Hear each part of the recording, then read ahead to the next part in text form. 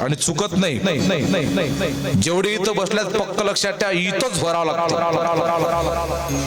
एक म्हातारा मरण पावला, मग त्याचं पिंडदान चालू होतं. पिंडदान आपल्यामध्ये संस्कृतीमध्ये भावना आहे, पिंडाला जोपर्यंत कावळा स्पर्श करत नाही तोपर्यंत जीव मुक्त झाला असं समजलं जात नाही. झालं पिंडदान सुरू झालं, सगळे पूजा गिजा आटपली, सगळे बाजूला उभे राहतात. मग येऊ द्या कावळा. शहरात पोरं होते त्या म्हाताऱ्याचे, कोणी नाशिकला कोणी पुण्याला, ते सगळे आले. टकल्या केल्या त्या, ऊन म्हणे भयानक, टकला लाल झाला घंटापर्यंत. कावळा काही येईना, आता कावळा फुगेल असेल तो काय. ते बिचारा 1 तास झाला, अर्धा तास झाला, 1.5 तास झाला, कावळाच नाही. ते पोरं म्हणत काव आता किती वेळ थांबावं लागते. ती गावातले लोक म्हणत जोपर्यंत या पिंडाला कावळा स्पर्श करत नाही तोपर्यंत आपल्याला घरी जाता येत नाही. ते शहरातले पोरं म्हणत राजा कठीणच आहे, चाट्या लाल झाल्या आमच्या,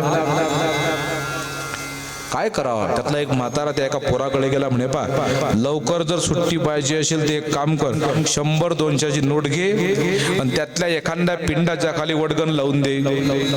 विज्ञानवादी पोर काही सांगता म्हणजे यानं काय म्हणे ऐक बाबा, तुला लवकर घरी जायचं असेल उन्हातून सावलीत तर दे 100-200. त्या पोराला काय 100-200 काय वाटतं, शहरातल्या लोकांना पटकन 200ची नोट घेतली आणि पोरगा गेला, त्यातल्या एका पिंडाखाली वडगण लावलं आणि बाजूला येऊन उभा राहिला. काय चमत्कार. माणसं पैशानं लूज घेऊन काम करतात हे आपण ऐकलं होतं, पण पैसा ज्या पिंडाखाली 200ची नोट बरोबर कावळा उडत आला आणि त्याच पिंडाला स्पर्श केला.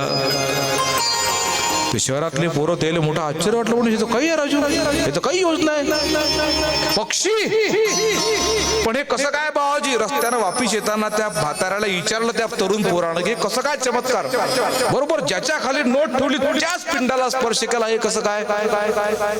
मग तो म्हातारा म्हणे बाबू तुला काय माहित आहे, तू बाप ग्रामसेवक आता 100-200 घेतल्याशिवाय कोणाचंच काम केलं नाही, देव त्याला मुक्ती फुकट कशी देईल.